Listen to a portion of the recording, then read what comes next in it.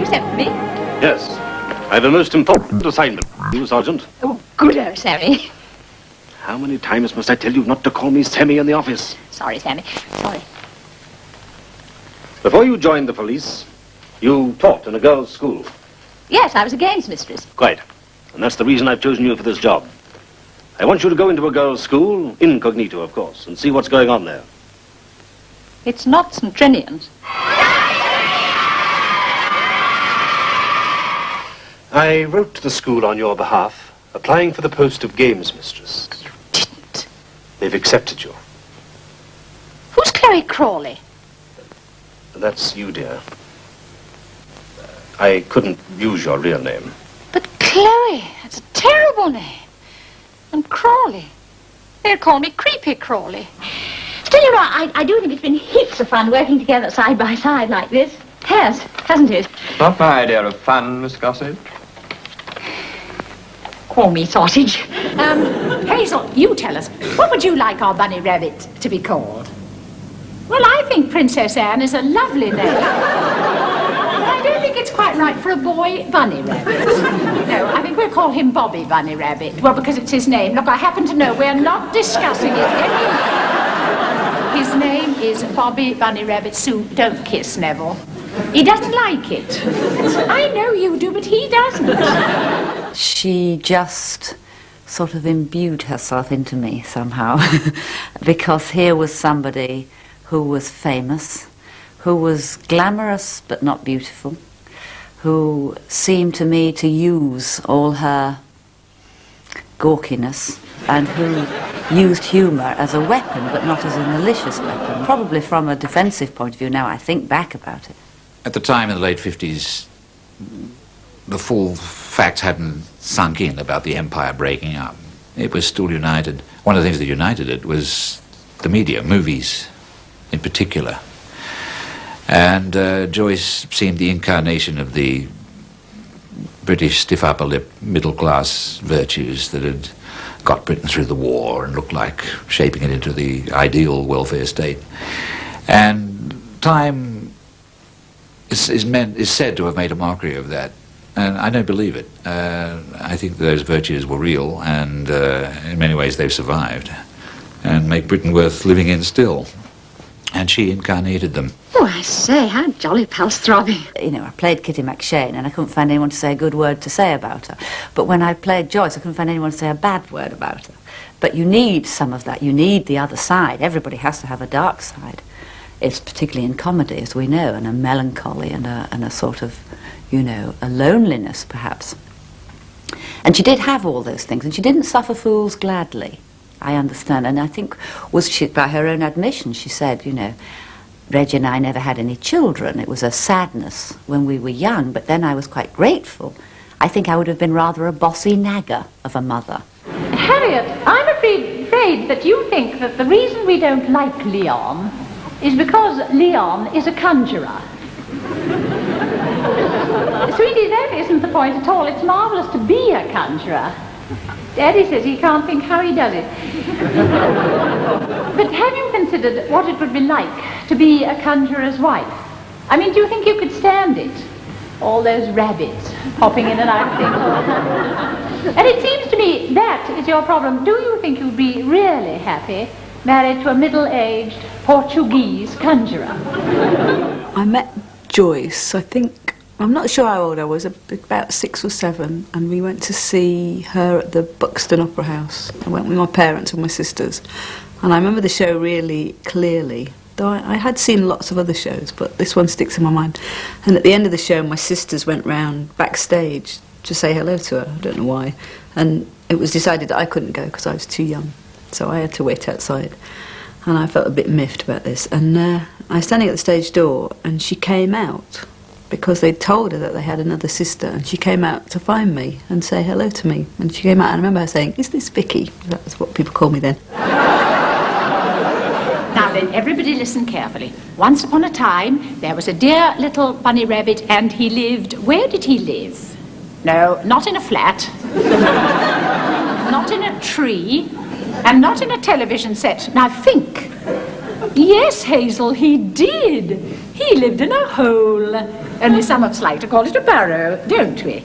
And he lived in the burrow. Who did he live there with, Caroline? With his mummy bunny rabbit. Good. And who else? His daddy bunny rabbit.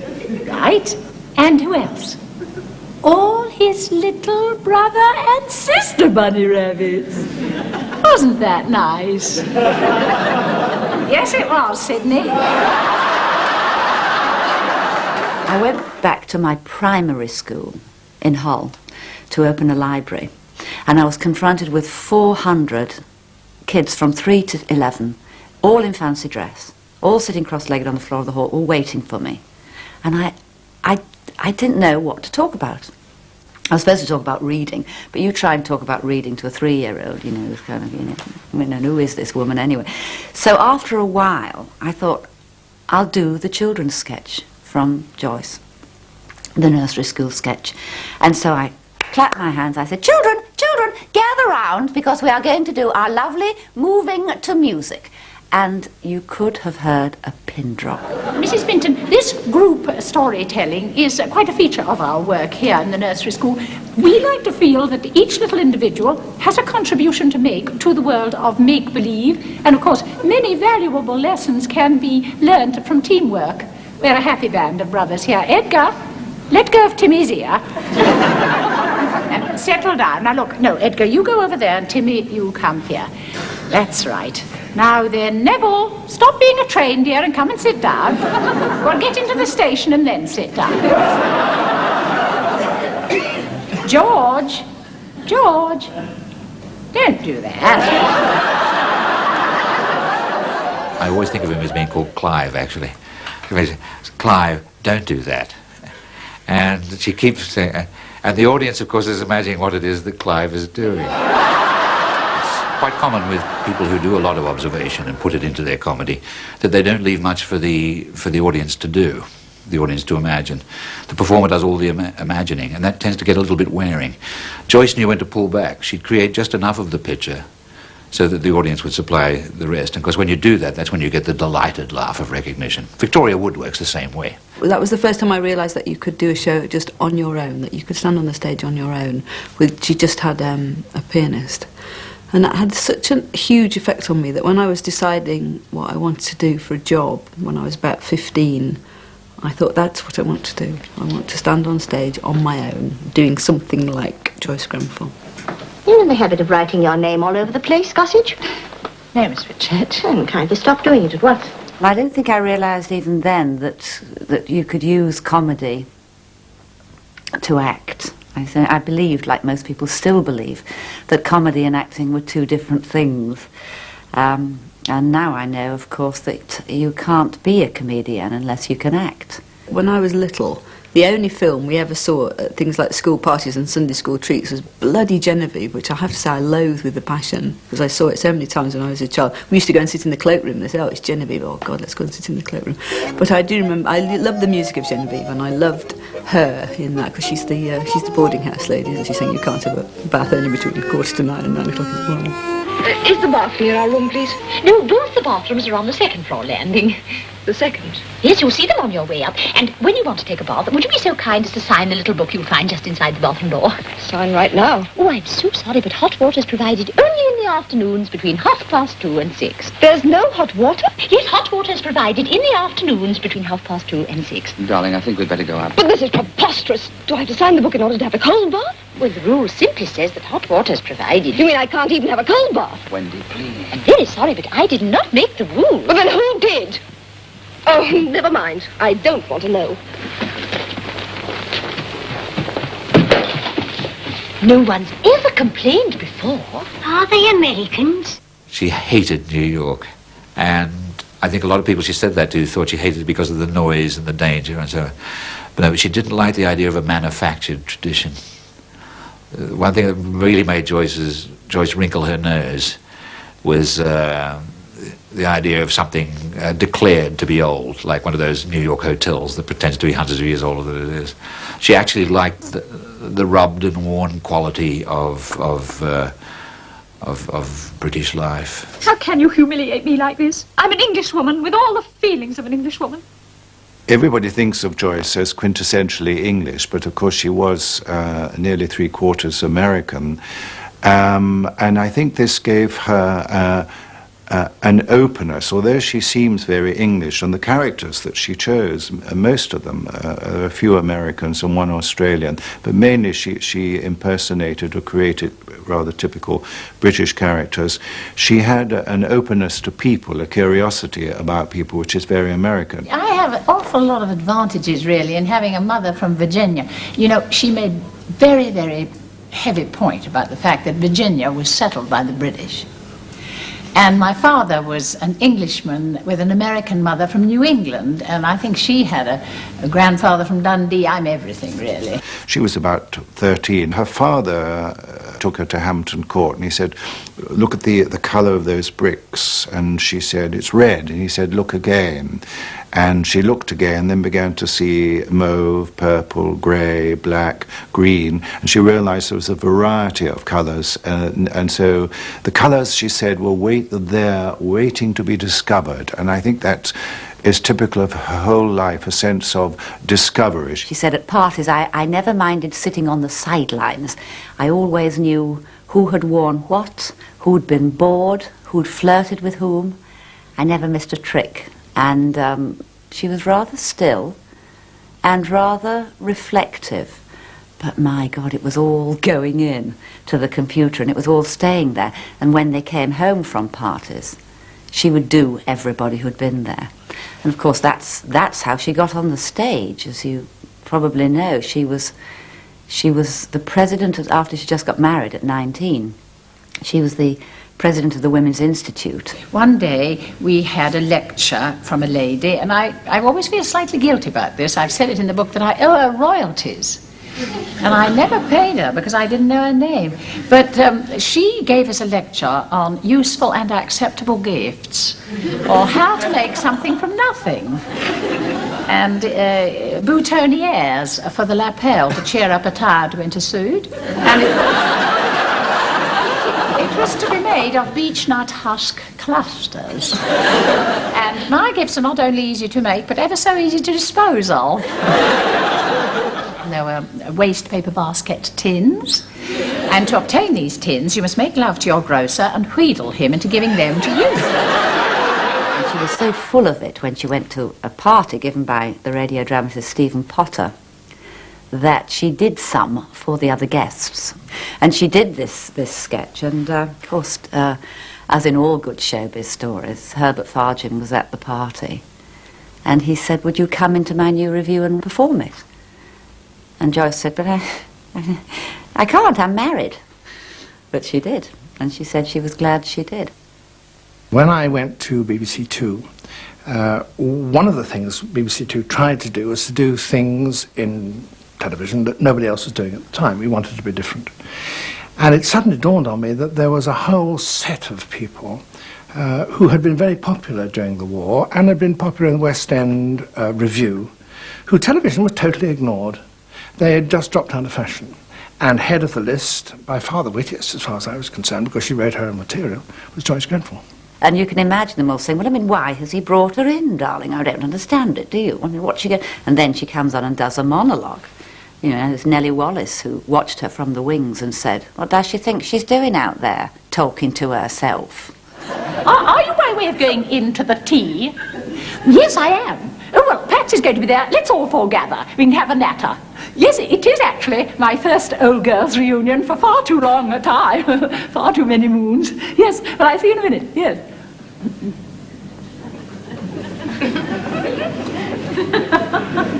I say, aren't you Wendy Plackett? Yes, I thought you were. I don't suppose you remember me. Yes, that's right, Lumpy Latimer. Do you know, I had forgotten, isn't it ghastly? Well, my name is now Clinch. I married a man called Keith Clinch, and we've been living out in, no, not in the Argentine, actually, in Kenya. And you have to call it Kenya now. And we are more or less settled here. Wendy, what's your name now? Still Plackett? Still Plackett. Yes, well. No, it's a lovely name. It's an absolutely lovely name. I suppose the technique of a one-woman show is that you speak to single people in the audience, even though there might be 2,000 of them there. And that, of course, is the secret of good television. You don't say there are 4 million people watching this show. You say there are 2 or 3, perhaps at the most. 2 or 3 sitting by themselves, I mean, in the living room. And in the end, she talked to one person. And all she had to do was to project just a little less, and the rest was simple. Oh, it comes naturally to me. My mother sang, you know. I suppose it's the artistic temperament. It's quite easy if you happen to have the sound. I think you're just born like that. I just have those, you know, big flappy ears like people in cartoons, and they shoot out sideways when I'm sitting near people. And I think that's what she passed on, was her enjoyment of things that she'd overheard and people that she'd seen. And that's her. I think that's the key to her style. She's just saying, "Oh, look, I've just heard this, girls." Fred just a kaloo-kalay. Because her favourite thing was to go to Lyons tea shops and observe people around. I mean, and if you were engaged in conversation, there's something happened suddenly that no good. Forget the conversation. It was drinking it all in. Incredible, you know. She told me once about being sitting on a bus behind 2 ladies, and she heard one lady say to the other, You know, Miss Johnson, I don't like those chiffon nighties. They show your vest. In this particular notebook I have, which starts in 1939, there's a delightful record of how one day she was sitting on a bus in Regent Street, and she says, on my way to lunch with Ginny, Virginia Graham, I made a mental list of things I didn't know how other people could manage without. And this is the list. Christian Science is the head of it. A husband like mine. Virginia's London flat to soar up to for warmth, rest and cuppers, with, of course, Virginia there. A raccoon coat, Rennie, her housekeeper, and music. If I had a wish, said the woman on the bus, I know what I'd like to see. I'd like a great big enormous gorgeous party, and the belle of the ball is me.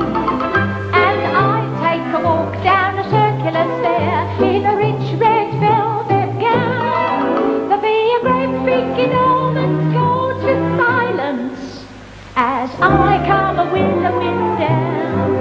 I'd get all the neighbours to come along, the Queen and the Prince as well, and all the film stars, the telly ones too, and the newspaper fellas to tell us all about it. If I had a wish, said the woman on the bus, I know what I'd like to see. Oh, who is that fascinating lady there, a-coming down the marvellous marble stair, with a ruddy great tiara in her hair, and I say, turn it up, it's me.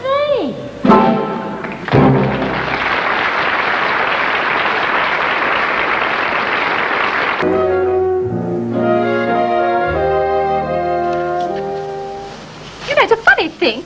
Surely this girl's smaller than that one. Only 2 feet. It's our goal. But I don't understand. How do you know it's our goal? We haven't won the toss yet. We always win the toss. How? Oh, this. 2 heads? That's cheating. Knock it. No, I refuse to knock it. And anyway, what's the advantage you've got to change over for the second half? Never is a second half. Oh, give it to me. Gracious me, I thought hockey was a game, but with you girls, it's more like jungle warfare.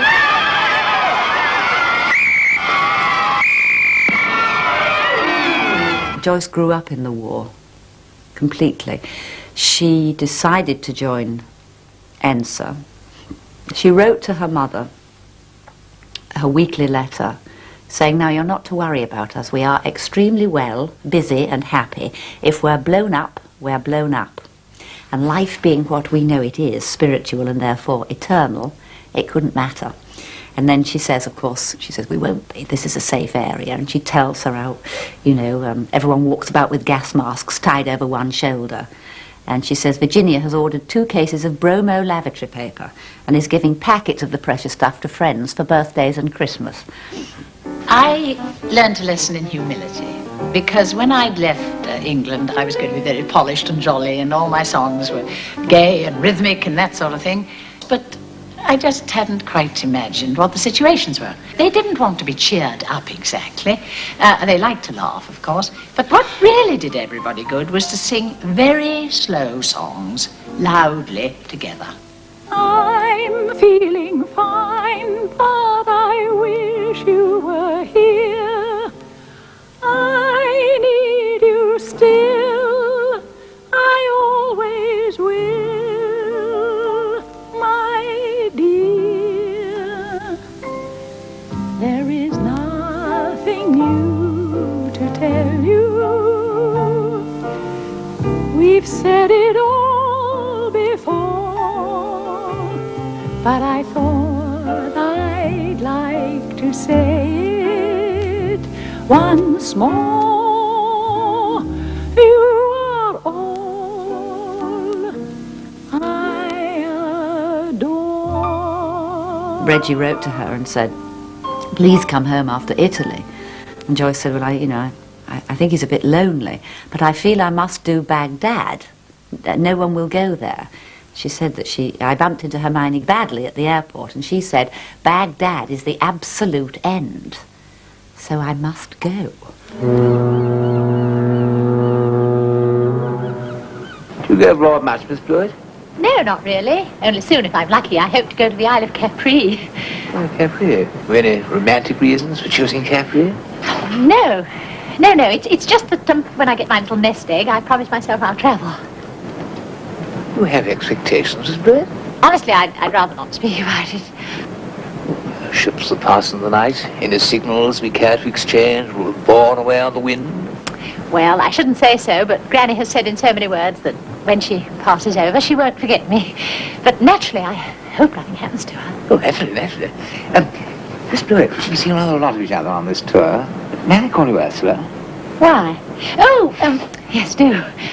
My close friends, I'm known as Romney. Would you care to join that happy band? Thank you. Would you marry me, Ruby? Oh, Tiger. Well, my love. Are you in a position to ask me? You mean, have I been married before? Yes. But naturally. Twice, as a matter of fact. Twice? I think personally, she was pulled between putting love and passion in two separate different brackets. And I think that perhaps in her life, if she did come up against passion in its rawest forms, it frightened her away. Oh, Sammy, you promised me faithfully that as soon as things were under control at St. Trin's, it would be a white wedding and the Isle of Wight. It was our little joke. Remember? Yes, I remember. Well, that was ages ago, and ever since then we seem to have drifted. Oh, no, we haven't, Ruby. Yes, we have. I don't think you realize how much you've changed. You used to call me your little blue lamp baby. Well, we've grown up a bit since then. Do you know, sometimes I don't think you really want to marry me at all. But you see, dear, something has occurred. But you promised to take me out tonight, and I've had a bath specially. I got some splendid news for you about my wedding leave. Commandant Forthwaite's giving me 28 days. 28. 28 days? Oh. Well, she said you only get spliced once and might well enjoy it. What? Denny, let's plan our wedding after 10 years. Oh, Sammy, we mustn't quarrel now. The news is too wonderful. Look, it's in the stop press. St. Trinian's? Guilty? Isn't it wonderful? It means the end of that terrible school. Mr. Justice Slender will pass sentence tomorrow. Sammy, do you remember what you said to me on the cliffs at Ventnor? You said, when the bell tolls for St. Trinian's, that means a merry peal for us at St. Vidalph's. Well, we don't know what the judge will say yet, do we? I shall see Myrtle tomorrow. Who? You know, Myrtle's West End Modes. Over the fish shop in the High Street. It's the only place to get a wedding dress. Ruby, dear, do you think we ought to rush at it like this? Rush? After 16 years' engagement? Hello. Oh, it's about the dress in the window. I know it couldn't be more fun, could it? Well, I'd like to try it on, please. Would you? Oh, good. Miss Carpenter? Mrs. Podger? Miss Carpenter, this lady wants Desire Under the Elms. Such fun, the names, aren't they? Miss Carpenter, will you take Madam into one of the French fitting rooms?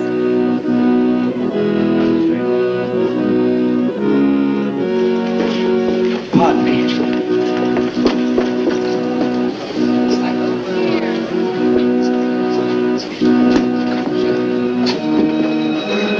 St. Julian's. They've done it again. They've set the school on fire. Oh, no! I better go and see what's happening. My favourite character that I ever wrote was one of the last I ever wrote, and she was the wife of a vice-chancellor of an Oxbridge university, and the sketches were all called Ing-Lit, English Lit. Well, I discovered her when I was cleaning my teeth. Only don't let's talk about me. And I suddenly thought, I wonder what sort of voice comes out of a mouth. And I went into the living room where my husband was still up reading, and I said, I think I've got my new character. She's going to be very intellectual, and I can't wait to write her. And I started to talk to him about her, and I loved her because she's the kind of person I really admire. She's very well read, she's literate, she's articulate, and she assumes you know as much as she does. Are you a member of this university? And do I perhaps know you? What is your name? Mervyn. Mervyn, anything in particular? Mervyn will do. Yes, indeed. I was a member of something called the Sydney University Journalists Club. And Joyce had arrived in Sydney with great fanfare from the press. And we daringly asked her to lunch, and she confounded us all by actually accepting the invitation. I didn't know we had an underground newspaper in this university. And it's called Psst. Oh, isn't that exciting? Has it been going on for long? 2 weeks? Oh, triumphant. We were very cocky, and Joyce was rather chastening in that regard because she obviously was a person of accomplishment. She wasn't just soignée, of course. She was, what did she have? Gravitas, which is quite a hard thing to have when you're funny. I suppose you feel that it's very important that your paper should continue. It has some mission to help us all on our way. How do you see that happening? Total anarchy. Oh, you're awfully total, aren't you? Mark you, I think anarchy in the abstract has a certain drawing power. And then I stop and I think, yes, but who is going to be responsible for the drains? Well, I think you should think about that, Mervyn. Plumbing is central to the better life. People who want to get rid of everything never quite see it through, I don't think. The only time I ever caught her laughing at me directly, although I'm sure she did quite a lot of laughing in private, was when I declared myself to be a socialist revolutionary and carefully pointed out to her that gradualism was useless, that what was needed was a short, sharp, violent revolution. I think I was eating her sandwiches while I was telling her this. And for once, I was very young, and for once in her life, she burst out laughing at me. It took me a few years to figure out why.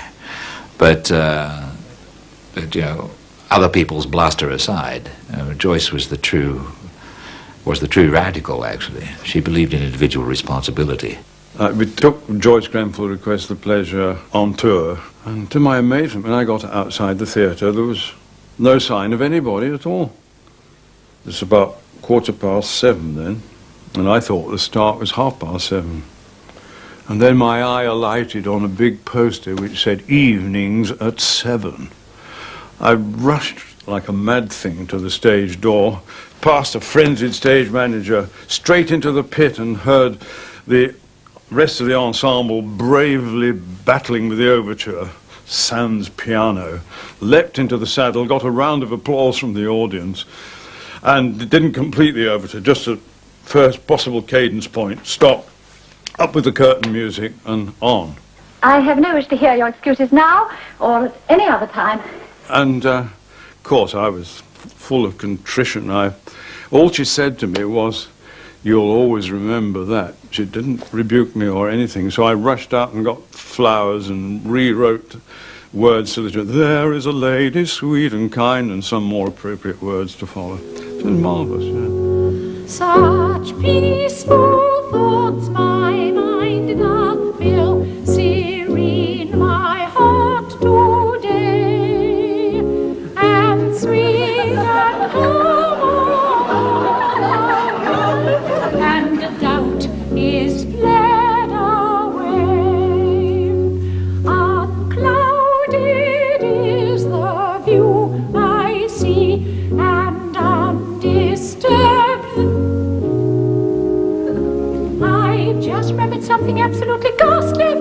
into the kitchen before we came to church to turn the gas off underneath the chicken bones I am turning into soup.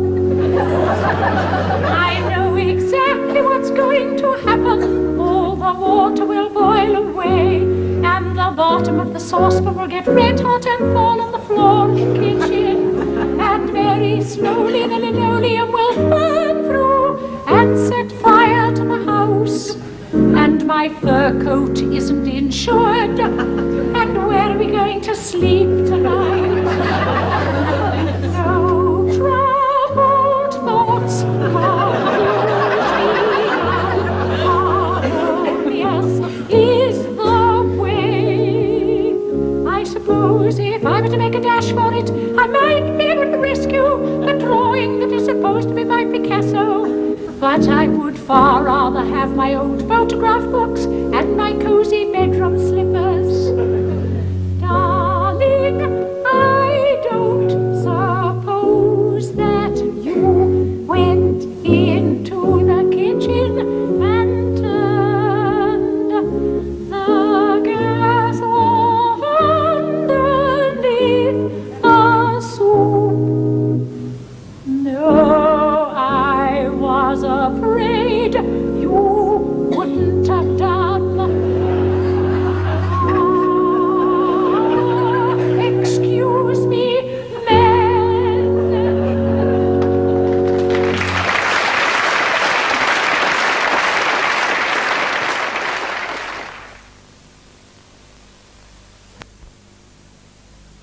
That Mrs. Abercrombie. Bravo, Mrs. Moss, you've won a lovely rabbit. I think she was very true to herself, and she just did exactly what she could do, and she didn't try to fit herself into anything that didn't suit her. And that just made her, you know, she was very individual. All the good people are very, very different from each other. And she just picked on the thing that she could do and got better at it. And that, you know, that's all any of us can ever do, really. Remember, although she was an aristo, she was by no means wealthy. She lived a comfortable but modest existence, and she got out and about and saw everything. She wasn't separated by her status from everyday life, not at all. Well, I'm on the bus now, and I'm worrying. How am I going to get rid of this said rabbit? I couldn't leave it on the bus. Well, you know, some nosy Parker would come running after you. Oh, you've left your rabbit on the bus. And I couldn't just drop it into the gutter. It was raining. And I couldn't put it in my dustbin because they cleared it that morning. And you know how they are now, just once a week. I mean, if that, because they please themselves. And you cannot put a rabbit in a bin if the bin's near the house and the rabbit is still in its fur and the period is for any length of time and the weather's mild. Well, I'm off the bus now, and I'm walking up Queen's Hill. And I pause to get my breath, and I find I am standing alongside a little red car, parked like, you know, and it's got its window open a bit like that. And before I knew what I'd done, I posted that rabbit. One way in which her distinction of spirit, I think there's no other phrase for it, would come through in her work was in the way that she would get beyond satire into near tragedy, actually. There's a wonderful sketch where a woman is talking and she's the wife of a great musician, a great instrumentalist, I think. Someone like Rubinstein or Casals, one of those great instrumentalists who are attractive to women simply because of the quality of what they do and the music they play. So, you are going to write a book about my husband, and I would like to help you all I can. Of course, you know of his worldwide fame as a pianist, but perhaps you are not also knowing that he was quite a family man. A book about my husband, you know, I think he would laugh if he could know. He did not take himself so serious. No. And as she goes on speaking about how much she loves her husband and where he goes in the world, leaving her at home, it becomes clear to the audience, although not to her, or apparently not to her, that he's misbehaving all over the planet. But then, just when you're ready to think this what a laugh or what a pity, this woman is a sucker, it turns out that she knows. And subtly the monologue turns against the audience's assumption. And you realize that she's made a bargain with life. America. He loved America. He said the best audience in the world for music is now in America because that is where all the Europeans are. And Hollywood, yes, in the days when Hollywood was a place, you know. Shirley Brewster, the comedienne, she is our family favorite. I think she is so funny. I like her so much. I did not know she was a friend for my husband. He had very good taste. Now, you are going to write the book about my husband, and I am going to help you all I can. There is just one thing I would ask that you should know, and perhaps you will remember.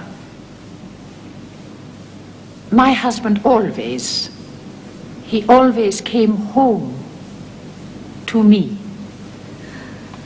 She would talk to young people not only about the craft of comedy, but also the craft of life. The two things went hand in hand. The creativity of living, how to be an artist in life, and how to be an artist in her particular medium that she had chosen. And there is a wonderful passage in one of her books where she says, the word magic for me does not mean abracadabra and fairy godmothers. It means certain quite small experiences lit by unexplained excitement. And she goes on to say that in her house, which is in a Victorian conversion, they have 2 large plate glass windows. And Reggie has planted up bamboo sticks 2 sky blue morning glories. And he's trained them to go up and across and frame the windows. The trumpets face outwards, so the neighbours get a better view of them than I do. But in the morning, with the light coming through them, they are absolutely magical.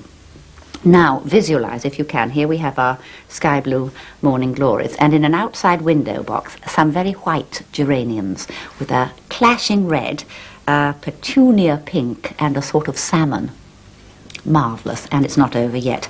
In an inside window box, we have 3 African daisies. A magenta, a mauve, and a purple. Got it? Marvellous. Being more of a kind of nature girl, I thought of it as a rose, but of course it was a silver rose, was it? Yes. In Rosenkavalier. Yes. Yes. That's right. By Strauss. You know, Oscar Strauss called his cat Paus. Claude Debussy called his cat Pussy. Joyce not only kept the rules on the parlour game, but she, I think, invented a lot of them. One of the things was that you had to confess if you didn't know what the answers were. So that if you were faced by a piece of music that was totally baffling, some clever person that was sitting next to it would say, Shostakovich or something. And then you would say, well, I suspect, a little voice on my right, you were very arch about it, which was part of the absurdness of the game. And once, I think about the second time I appeared, Ariana Stassinopoulos was on the programme. Now, Ariana was a very big name in the gossip columns of London at that time, and she was a brilliant lady. And Joyce said, we don't tell Ariana what the answer is because she pretends that she knew the answer. How awful. She was keen on tunes, and she would know tunes.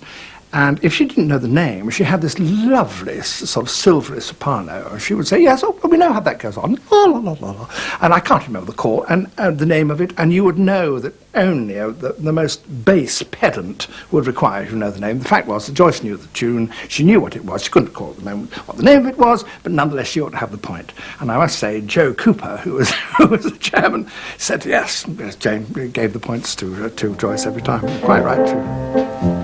My neighbour, Mrs. Fanshawe, is portly, plump and gay. She must be over 67 if she is a day. You might have thought her life was dull. It's one long while instead.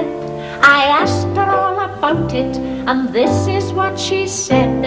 I've joined an old-time dance club. The trouble is that there are too many ladies over and no gentlemen to spare. It seems a shame, it's not the same, but still it has to be. Some ladies have to dance together. One of them is me. So stately as a galleon, I sail across the floor, doing the military two-step as in the days of yore.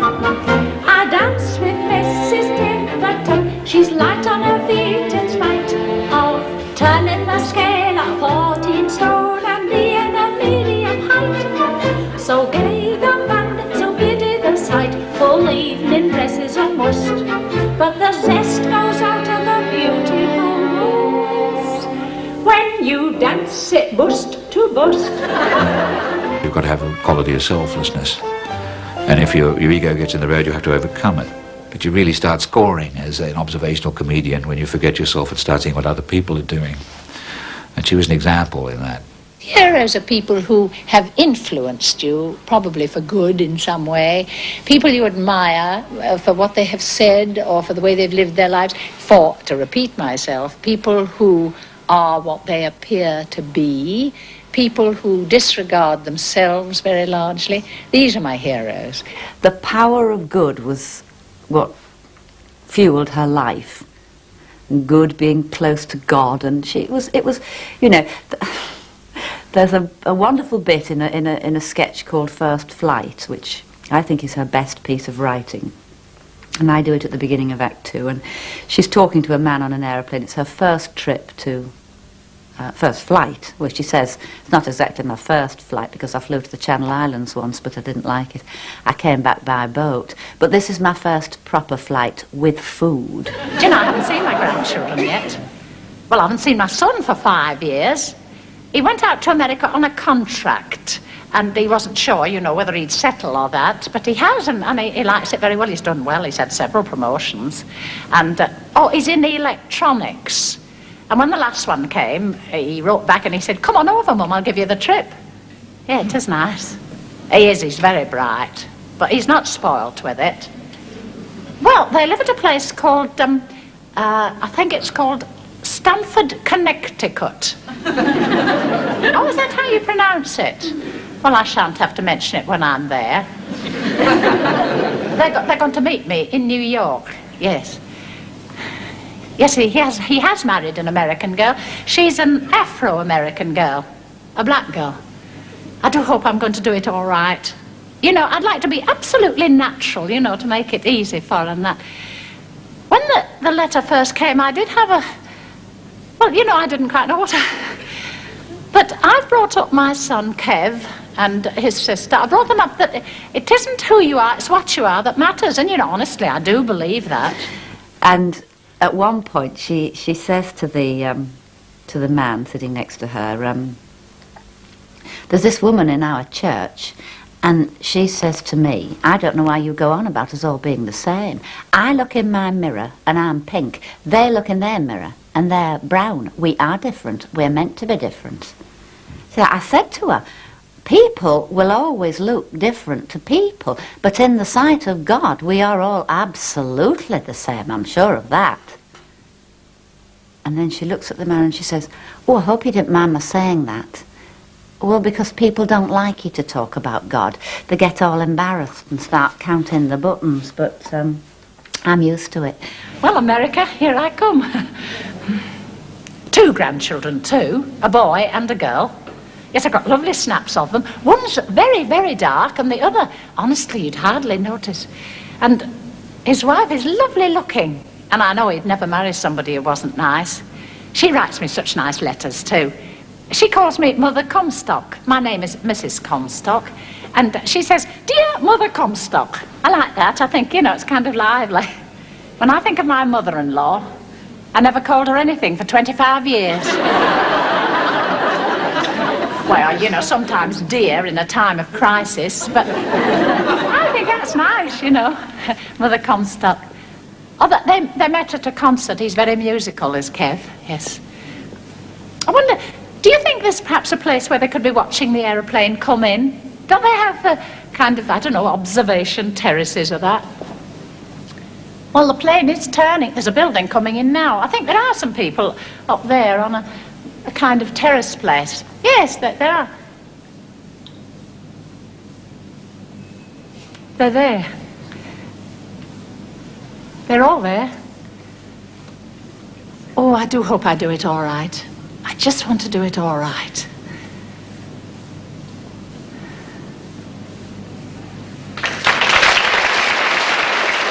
I think she was just a very, very good person, and it's not usual to find people in comedy who have that sort of warmth and generosity, because none of her characters, she's not critical of any of her characters.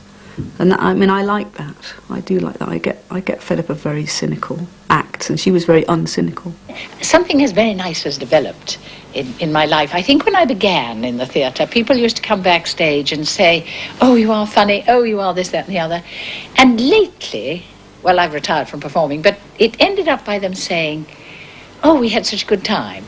Now, that to me is the tribute, because it means that something was happening. We completed a circle, the artist and the audience, and that is the biggest tribute I think you can make, certainly to an entertainer. There's a very moving comment made by an elderly man at her memorial service in Westminster Abbey. People came from all over the country to Westminster Abbey. It was packed with 2,000 people. And this man said, I never knew Joyce Grenfell, but whenever I heard her on the radio or saw her on television, I felt that she knew me and that she loved me.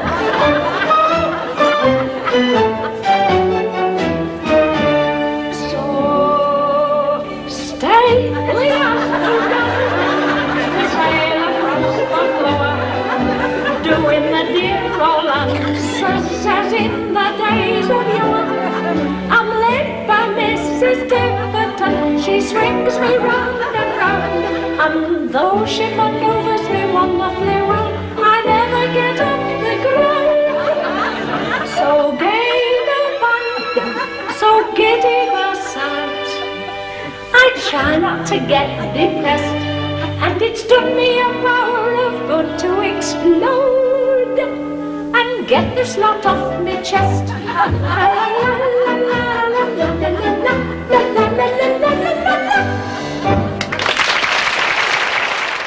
She was, above all else, a communicator. And I think for a woman, in that day and age, that was almost unique. And I think, you know, she may not be here, but she'll always be with us. This is a beautiful day. I'm treading on air, and my feet have taken to wings. My heart with happiness sings. I'll see you today.